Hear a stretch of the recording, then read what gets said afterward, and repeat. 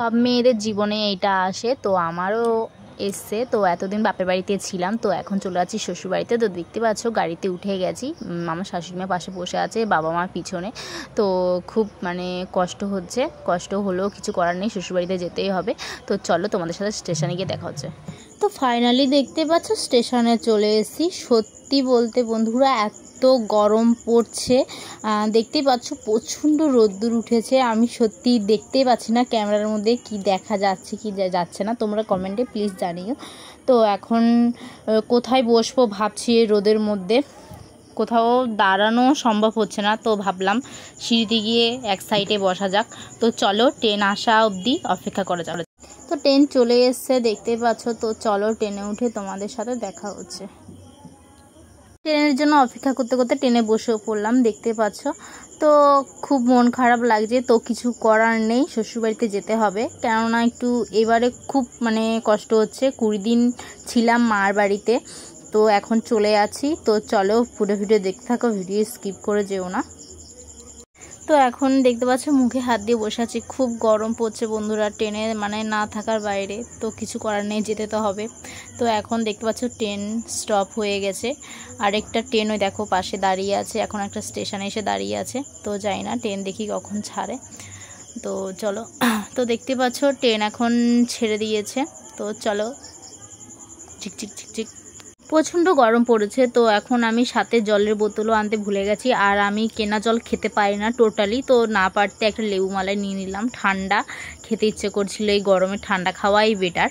তো দেখো, তো এখন লেবু মালাইটা খাচ্ছি। তো চলো, তো ফাইনালি ট্রেন থেকে নেমে গেলাম জয়নগর স্টেশনে। তো আবার উঠে গেলাম অটোতে, তো অটো ধরে যেতে হবে। তো দেখতে পাচ্ছ বসছি, ড্রাইভার এখনও আসেনি, আরও কয়েকজন হবে তারপরে ছাড়বে। তো তোমরা ভাবছো একটার পর একটা গাড়িতে উঠতেই আছে। তো অটো থেকে নেমে চলে এসেছি জামতলা। তো এখান থেকে এবার পুরো বাড়িতে মানে বাড়ির সামনে গিয়ে পৌঁছাবো। এখন উঠে গেছি টোটোতে, আর অটোতে সত্যি ভালো লাগছে না, আর অটোতে আমি টোটালি চড়তে পারি না, একটু বমি বমি পাই। তো চলো বাড়িতে গিয়ে তোমাদের সাথে দেখা হচ্ছে। তো চলে এলাম শ্বশুরবাড়িতে দেখতে পাচ্ছ। তো আমি মানে ফ্রেশ হয়ে শাড়িও পরে নিয়েছি, বাড়ির শাড়ি, বাড়িতে যেটা পরে থাকতে হয় আর কি। তো এই ব্যাগগুলো মাদের বাড়ি থেকে নিয়ে এসেছি, মানে আমার বাপের বাড়ি থেকে নিয়ে এসেছি, এখানে জিনিসপত্র আছে।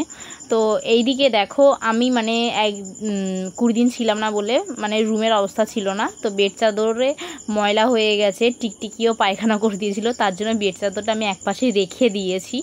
আর বালিশের কভারও আমি খুলে রেখেছি, কেননা ওগুলো সব কালকে ধুয়ে দিতে হবে। তো এদিকে আয়নার মধ্যে জিনিসপত্র ছিল খাটের মধ্যে, এগুলো গুছিয়ে রেখে দিলাম।